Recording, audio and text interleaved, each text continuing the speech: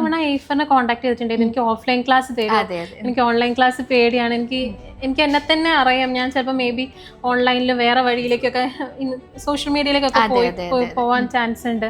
എനിക്ക് ആരെങ്കിലും എൻ്റെ പിന്നാലെ വേണം, എന്നെ ഇങ്ങനെ ഗൈഡ് ചെയ്യണം. നമുക്ക് കോളേജ് അങ്ങനെയൊക്കെയാണല്ലോ, നമ്മൾ കോളേജിൽ സ്കൂളിലൊക്കെ അങ്ങനെ നമ്മൾ ടീച്ചേഴ്സ് പഠിപ്പിച്ചിട്ടാണല്ലോ നമുക്ക്. അപ്പൊ ആ ഒരു തോട്ടാണ്, അങ്ങനെ ടീച്ചേഴ്സ് പഠിപ്പിച്ചതുകൊണ്ട് ടീച്ചേഴ്സിന് പേടിയുള്ളതുകൊണ്ട് പാസ്സായതാണെന്നുള്ളത്. അപ്പൊ ഞാൻ കുറെ തവണ ഈ പറഞ്ഞ 2-3 വട്ടം ഞാൻ വിളിച്ച് ചോദിച്ചിട്ടുണ്ട്, നിങ്ങൾ ക്ലാസ് ഓഫ്ലൈൻ തുടങ്ങുന്നുണ്ടോ? പക്ഷേ അപ്പോഴൊന്നും, അതുകൊണ്ടാണ് ഞാൻ ജോയിൻ ചെയ്യാഞ്ഞത് ആദ്യം. അങ്ങനെ പിന്നെ എന്തായാലും ഇത് ഇനി ഓൺലൈനെങ്കിൽ ഓൺലൈൻ പറഞ്ഞ് ജോയിൻ ചെയ്തു. അപ്പം തന്നെ കിട്ടി. അതാണ് റിസൾട്ട് വന്നപ്പോൾ ഞാൻ ഭയങ്കര സർപ്രൈസ്ഡ് ആയിരുന്നു കിട്ടിയെന്ന് അറിഞ്ഞപ്പോൾ. എനിക്ക് തോന്നുന്നു എയ്ഫറിന്റെ യൂട്യൂബ് തന്നെ നമ്മൾ ഡിപ്പെൻഡ് ചെയ്താൽ മതി.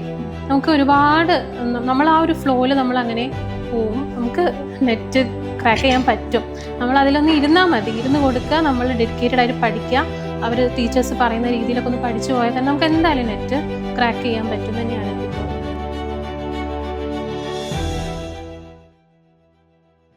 Hello everyone, welcome to Aifer education. UGC net എക്സാമിൽ ഒരുപാട് സബ്ജക്റ്റുകളുണ്ട്.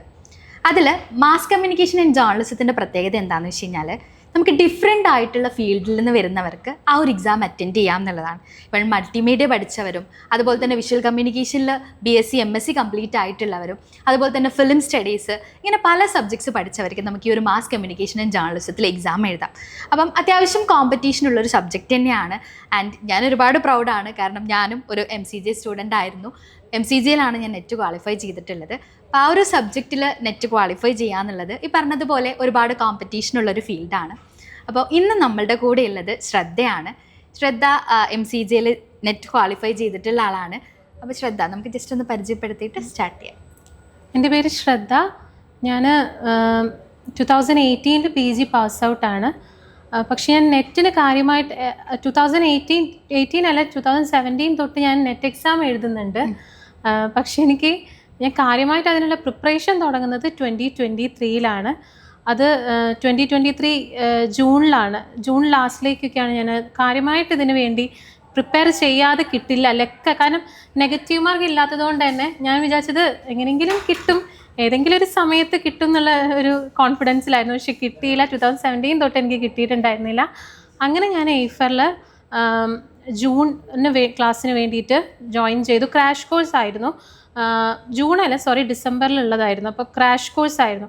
അപ്പോൾ ആ ക്രാഷ് കോഴ്സിൽ തന്നെ എനിക്ക് 2023 ഡിസംബറിലെ വിത്തിൻ ആ ഒരു ക്രാഷ് കോഴ്സ് കൊണ്ട് തന്നെ മെയിൻലി അനീസാൻ്റെ JRF ക്ലബ്ബ് ഉണ്ടായിരുന്നു, 5 AM JRF ക്ലബ്ബ്, പിന്നെ ലൈവ് മാരത്തോൺ.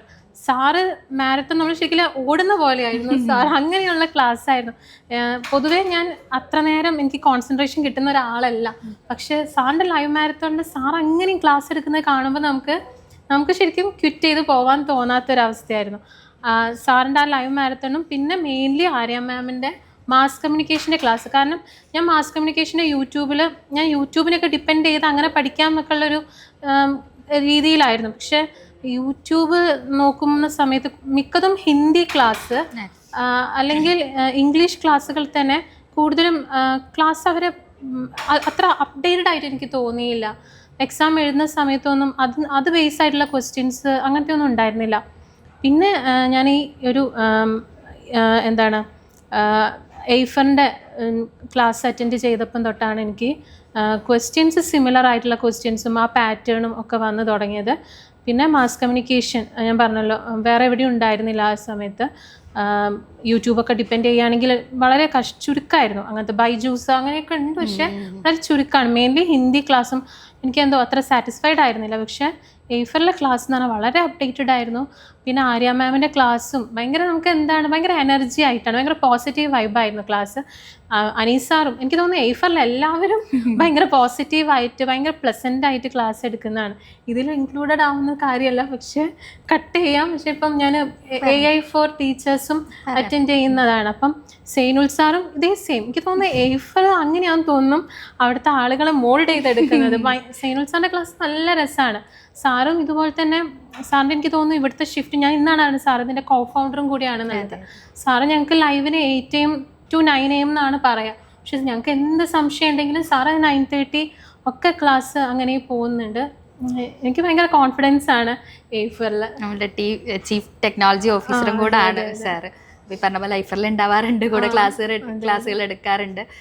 അപ്പോൾ ഈ പറഞ്ഞതുപോലെ ഒരുപാട് കോണ്ടന്റുകൾ നമുക്ക് കിട്ടൂല്ലേ, എസ്പെഷ്യലി നമ്മുടെ മാസ് കമ്മ്യൂണിക്കേഷനൊക്കെ ആകുമ്പം നോട്ട്സ് ആയിട്ടും അതുപോലെ തന്നെ വീഡിയോ ലെസൺസ് ഉള്ള പ്ലാറ്റ്ഫോമുകളുണ്ട്. പക്ഷേ ഇതിൽ നിന്ന് എങ്ങനെ പഠിക്കണം എന്നുള്ളൊരു ഗൈഡൻസ് കിട്ടിയത് ഇവിടെ നിന്നാണെന്ന് പറഞ്ഞല്ലേ. അപ്പം എങ്ങനെയായിരുന്നു ഐഫറിലൂടെയുള്ള ഇപ്പം ഒരുപാട് സ്റ്റുഡൻസ് ഇപ്പം MCJ നെറ്റ് വേണം എന്ന് ആഗ്രഹിക്കുന്നവരുണ്ടാവും. അപ്പം എങ്ങനെ പഠിക്കണം എന്നുള്ളൊരു ഗൈഡൻസ് അവർക്ക് കൊടുക്കാനുണ്ടോ? ഇപ്പോൾ ഒന്നാമത് ഒരു ഗ്യാപ്പ് വന്നിട്ടുണ്ടല്ലേ, PG കഴിഞ്ഞിട്ടുള്ള ആ ഒരു ഗ്യാപ്പ് വന്നിട്ടുണ്ട്. അപ്പോൾ പലരും പറയുന്നത് ഇത്ര ഗ്യാപ്പ് വന്നില്ല, ഇനി എനിക്ക് കിട്ടും തോന്നുന്നില്ല എന്നൊക്കെ ഉള്ളവരൊക്കെ ഉണ്ടാവും. അപ്പോൾ ഇവരോടൊക്കെ എങ്ങനെയാണ് MCJ പ്രിപ്പയർ ചെയ്യാനുള്ള ടിപ്സോ അങ്ങനെ എന്തെങ്കിലും ഷെയർ ചെയ്യാനുണ്ടോ? എനിക്കങ്ങനെ പറയാൻ, കാരണം എനിക്കങ്ങനെ പ്രത്യേകിച്ച് ആരും ഗൈഡൻസ് തുടക്കത്തിലൊന്നും ഉണ്ടായിരുന്നില്ല. ഞാൻ എയ്ഫറിൽ ഈ ക്ലാസ്സിന് ചേർന്നു. എയ്ഫറിലുള്ളവർ എന്നെ ഗൈഡ് ചെയ്ത് മോട്ടിവേറ്റ് ചെയ്ത് അങ്ങനെ കൊണ്ടുപോയതാണ്. കാരണം നമുക്ക് ആ ലൈവ് മാരത്തൺ ഒന്നും കണ്ടാൽ നമുക്ക് പിന്നെ പഠിക്കണ്ട എന്നുള്ളത് തോന്നില്ല. സാറ് അങ്ങനെയാണ് നമുക്ക് ക്ലാസ് എടുക്കുന്നത്. സാറ് മാത്രമല്ല, സാറിൻ്റെ ടീം എല്ലാവരും കൃത്യസമയത്തിന് അവർ വരും. ഒരു ക്ലാസ് കഴിഞ്ഞാൽ നമുക്കൊരു ബ്രേക്കോ ഒന്നുമില്ല. അവർ ആ കറക്റ്റ് ടൈമിന് അവർ അടുത്ത സബ്ജക്റ്റ് വരും. എല്ലാം എനിക്ക് അത്ര ഭയങ്കര വീക്കായിട്ടുള്ള ഒരു ഏരിയ ആയിരുന്നു ക്വാണ്ടിറ്റേറ്റീവ് ആപ്റ്റിറ്റ്യൂഡൊക്കെ, മാത്സൊക്കെ. അപ്പം അതൊക്കെ എനിക്ക് എല്ലാ ട്രിക്സും എല്ലാം പറഞ്ഞു തന്നത് എയ്ഫറാണ്. അപ്പോൾ അതുകൊണ്ട് എനിക്കങ്ങനെ പ്രത്യേകിച്ച് ടിപ്സ് ഒന്നും പറഞ്ഞു കൊടുക്കാൻ അറിയില്ല. നിങ്ങൾ എയ്ഫറിൽ ജോയിൻ ചെയ്താൽ, അല്ലെങ്കിൽ എയ്ഫറിൻ്റെ ക്ലാസ്, എനിക്ക് തോന്നുന്നു എയ്ഫറിൻ്റെ യൂട്യൂബ് തന്നെ നമ്മൾ ഡിപ്പെൻഡ് ചെയ്താൽ മതി. നമുക്ക് ഒരുപാട് നമ്മൾ ആ ഒരു ഫ്ലോയിൽ നമ്മളങ്ങനെ പോവും. നമുക്ക് നെറ്റ് ക്രാക്ക് ചെയ്യാൻ പറ്റും. നമ്മൾ അതിലൊന്ന് ഇരുന്നാൽ മതി, ഇരുന്ന് കൊടുക്കുക, നമ്മൾ ഡെഡിക്കേറ്റഡ് ആയിട്ട് പഠിക്കുക.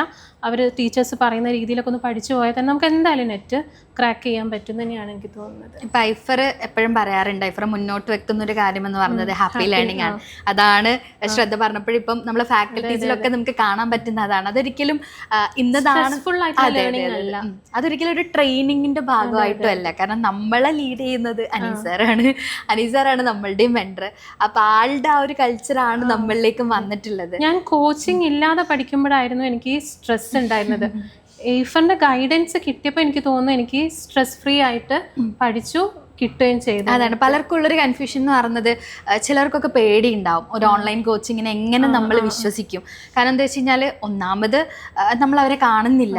അപ്പം ഇതൊക്കെ നമുക്ക് വിശ്വസിക്കാൻ പറ്റുന്ന പ്ലാറ്റ്ഫോമുകളാണോ, അവിടെ നമുക്ക് കറക്റ്റ് ഗൈഡൻസ് കിട്ടോ, ഇൻഡിവിജ്വൽ അറ്റൻഷൻ കിട്ടോ, അങ്ങനത്തെ ഒരുപാട് കൺഫ്യൂഷൻസ് ഇപ്പം ജോയിൻ ചെയ്യാതിരിക്കുന്ന കുട്ടികളുടെ ഉള്ളിൽ ഉണ്ടാവാം. പക്ഷെ അവർ ഒരുപാട് തവണ എയ്ഫറിനെ കോൺടാക്ട് ചെയ്തിട്ടുണ്ടായിരുന്നു. എനിക്ക് ഓഫ്ലൈൻ ക്ലാസ് തരും, എനിക്ക് ഓൺലൈൻ ക്ലാസ് പേടിയാണ്, എനിക്ക് എന്നെ തന്നെ അറിയാം. ഞാൻ ചിലപ്പോൾ മേ ബി ഓൺലൈനിൽ വേറെ വഴിയിലേക്കൊക്കെ സോഷ്യൽ മീഡിയയിലേക്കൊക്കെ പോവാൻ ചാൻസ് ഉണ്ട്. എനിക്ക് ആരെങ്കിലും എൻ്റെ പിന്നാലെ വേണം, എന്നെ അങ്ങനെ ഗൈഡ് ചെയ്യണം. നമുക്ക് കോളേജ് അങ്ങനെയൊക്കെയാണല്ലോ, നമ്മൾ കോളേജിൽ സ്കൂളിലൊക്കെ അങ്ങനെ നമ്മൾ ടീച്ചേഴ്സ് പഠിപ്പിച്ചിട്ടാണല്ലോ നമുക്ക്. അപ്പോൾ ആ ഒരു തോട്ടാണ്, അങ്ങനെ ടീച്ചേഴ്സ് പഠിപ്പിച്ചതുകൊണ്ട് ടീച്ചേഴ്സിന് പേടിയുള്ളതുകൊണ്ട് പാസ്സായതാണ് എന്നുള്ളത്. അപ്പോൾ ഞാൻ കുറേ തവണ ഈ പറഞ്ഞ 2-3 വട്ടം ഞാൻ വിളിച്ച് ചോദിച്ചിട്ടുണ്ട്, നിങ്ങൾ ക്ലാസ് ഓഫ്ലൈൻ തുടങ്ങുന്നുണ്ടോ, പക്ഷേ അപ്പോഴൊന്നും, അതുകൊണ്ടാണ് ഞാൻ ജോയിൻ ചെയ്യാഞ്ഞത് ആദ്യം. പിന്നെ എനിക്ക്, കാരണം ഞാൻ ടീച്ചറാണ്, ഞാൻ 2019 തൊട്ട് അസിസ്റ്റന്റ് പ്രൊഫസറായിട്ട് വർക്ക് ചെയ്യണം. പക്ഷെ എനിക്ക് ഈ ഫീൽഡാണ് എനിക്ക് ഏറ്റവും ഇഷ്ടം, ടീച്ചിങ്. പക്ഷെ ടീച്ചിങ് ഞാനിങ്ങനെ നെറ്റ് ഇല്ലാതെ കണ്ടിന്യൂ ചെയ്താൽ അത് ശരിയല്ല എന്ന് എനിക്ക് തന്നെ തോന്നി. അങ്ങനെ പിന്നെ എന്തായാലും ഇത് ഇനി ഓൺലൈനെങ്കിൽ ഓൺലൈൻ പറഞ്ഞ് ജോയിൻ ചെയ്തു. അപ്പം തന്നെ കിട്ടി. എനിക്ക് അതാണ് റിസൾട്ട് വന്നപ്പോൾ ഞാൻ ഭയങ്കര സർപ്രൈസ്ഡ് ആയിരുന്നു കിട്ടിയെന്ന് അറിഞ്ഞപ്പോൾ. അതിലൊരു പക്ഷെ ഇത് തന്നെയാണ് ആ ശ്രദ്ധ സ്റ്റാർട്ടിങ്ങിലൊക്കെ പറഞ്ഞിട്ടുണ്ടായിരുന്നല്ലോ, നമുക്ക് ഒരുപാട് കാര്യങ്ങൾ കിട്ടുന്നത് കൊണ്ട് നമുക്ക് ഒരിക്കലും നെറ്റ് എക്സാം ക്വാളിഫൈ ചെയ്യാൻ പറ്റുന്ന ഞാൻ വിശ്വസിക്കുന്നില്ല. സിലബസ് കവർ ചെയ്തുകൊണ്ട് നമുക്ക് കിട്ടണമെന്നില്ല. ബട്ട് അത് പ്രോപ്പറായിട്ട് എങ്ങനെ പഠിക്കണമെന്ന് കിട്ടുമ്പോഴാണ് നമുക്കത് ക്വാളിഫൈ ചെയ്യാൻ പറ്റുക. അതുകൊണ്ടാണ് ഒറ്റയ്ക്ക് പഠിച്ചപ്പോഴുള്ള ആ ഒരു ഡിഫറൻസും ജസ്റ്റ് ഒരു 1 മന്തിൽ ആ ഒരു ഗൈഡൻസ് കിട്ടിയപ്പോഴുള്ള ഒരു ഡിഫറൻസും. പിന്നെ ഒരു കാര്യം പറയാനുള്ളത്, എനിക്ക് ഭയങ്കര യൂസ്ഫുൾ ആയിട്ടുണ്ടായിരുന്നത്, അനീസാർ ക്ലാസ്, നമ്മൾ ജേർണലിസം യൂഷ്വലി ലാസ്റ്റിലേക്കാണ് എക്സാം വരാറ്. അപ്പം സാറ് ഓരോ പരീക്ഷയിലും ഫ്രീക്വന്റ്ലി ആസ്ഡ് ക്വസ്റ്റ്യൻസ്, അതായത് ആ ഡിസംബർ സൈക്കിളിൽ നടന്ന ഹിന്ദി, ഇംഗ്ലീഷ് ആദ്യം നടന്ന പരീക്ഷകളിലൊക്കെ വന്ന പേപ്പർ 1-ലെ ക്വസ്റ്റ്യൻസ് ഒക്കെ പറഞ്ഞു. അപ്പം നിങ്ങൾ ഈ ഏരിയ ഫോക്കസ് ചെയ്യും. ശരിക്കും അങ്ങനെയാണ് ഞാൻ അവസാനത്തേക്ക് ഞാൻ കൂടുതൽ ഫോക്കസ് ചെയ്ത് അനീസാന്റെ ആ ഒരു വീഡിയോയിലായിരുന്നു. ഭാഗ്യത്തിന് മാസ് കമ്മ്യൂണിക്കേഷൻ ഏറ്റവും അവസാനം നടക്കുന്ന ഒരു പരീക്ഷയും കൂടിയായിരുന്നു. അപ്പൊ അത് ആ രീതിയിൽ സാറ് നമുക്ക് പറഞ്ഞു തന്നത് അതും എനിക്ക് ഓർമ്മയുണ്ട്. അതൊരു പകലൊന്നുള്ള ക്ലാസ് അല്ല, സാറും ഇതുപോലെ എല്ലാം അത് ഒരുപാട് കഷ്ടപ്പെട്ട് ചെയ്യുന്നതാണ്. പറഞ്ഞ ശ്രദ്ധ പറഞ്ഞപ്പോഴാണ് എനിക്ക് അതിനെ കുറിച്ച് എന്താന്ന് വെച്ച് കഴിഞ്ഞാല് നമുക്കറിയാം എക്സാം എഴുതുന്നവർക്ക് ഒരിക്കലും തിരിച്ചൊരു പേപ്പറോ കാര്യങ്ങളോ ഒന്നും കൊണ്ടുവരാൻ പറ്റില്ല. അപ്പോൾ ഐഫറീറ്റ്സിനോട് ചോദിച്ച് എക്സാം എഴുതിയവരോട് ചോദിച്ച് ഏരിയാസ് കണ്ടുപിടിച്ച് എന്ത് ക്വസ്റ്റ്യൻ ആണ് വന്നതെന്ന് ഓർമ്മയുണ്ടോ എന്ന് ചോദിച്ചു. അങ്ങനെ കളക്ട് ചെയ്തിട്ടുള്ള സംഗതികളാണ്. പക്ഷേ ശ്രദ്ധ പറഞ്ഞതുപോലെ ബാക്കിയുള്ള സ്റ്റുഡൻസിന് നല്ല ഹെൽപ്ഫുൾ ആയിരിക്കും. കാരണം അതേ ഒരു പാറ്റേൺ ആണ് പിന്നീട് എൻ്റെ ഫോളോ ചെയ്യുന്നത്. അപ്പൊ അത് ഈ പറഞ്ഞതുപോലെ ആ ഒരു സെഷൻ കണ്ടു കഴിഞ്ഞാൽ തന്നെ നമുക്ക് ഏകദേശം ഒരു ഐഡിയ കിട്ടും. പേപ്പറിൽ ഏതൊക്കെ ഏരിയാസ് ആണ് ചോദിക്കാൻ പോകുന്നതെന്നുള്ളൊരു ഐഡിയ കിട്ടും. പിന്നെ ഇന്ന് സാറ് പറഞ്ഞ പോലെ തന്നെ ഒരുപാട് വാട്സപ്പ് ഗ്രൂപ്പുകൾ, ആ വാട്സപ്പ് ഗ്രൂപ്പുകൾ ഒന്നും തന്നെ യൂസ്ലെസ് അല്ല, എല്ലാം വളരെ യൂസ്ഫുൾ ആയിട്ടുള്ള വാട്സപ്പ് ഗ്രൂപ്പുകളാണ്. മെയിൻലി മാമൊക്കെ ഉള്ള പോൾ ക്വസ്റ്റ്യൻസ് എനിക്ക് തോന്നുന്നു ആ സമയത്താന്ന് തോന്നുന്നു. എനിക്ക് തോന്നുന്നു വാട്സപ്പിലും പോളൊക്കെ ആക്റ്റീവായിട്ട് വരുന്നത്. അപ്പം തന്നെ ഐഫർ വളരെ യൂസ്ഫുൾ ആയിട്ട് അത് എഡ്യൂക്കേഷനിലേക്ക് കൊണ്ടുവന്നു. അപ്പൊ ആ പോളൊക്കെ നമുക്ക് വളരെ യൂസ്ഫുൾ ആയിരുന്നു. പിന്നെ PDF ആണെങ്കിലും ബോറിംഗ് ആയിട്ടുള്ള, എനിക്ക് അതും കൂടി പറയാനുണ്ട്, ബോറിംഗ് ആയിട്ടുള്ള ഒരു PDF എല്ലാം വളരെ കളർഫുൾ ബ്രൈറ്റ് ആയിട്ടുള്ള PDF ഒക്കെ ആയിരുന്നു നമുക്ക് വാട്സപ്പ് ഗ്രൂപ്പുകളിലും ഷെയർ ചെയ്ത് തന്നിട്ടുണ്ടായിരുന്നത്. യെസ്, അപ്പോൾ ഒരുപാട് സന്തോഷം വിജയിച്ചതിലും അതുപോലെ തന്നെ ആളുടെ സ്റ്റോറി നമുക്ക് ബാക്കിയുള്ളവർക്കൊരു മോട്ടിവേഷൻ ആക്കിയതിനും. So congratulation. Thank you Arya. Thanks.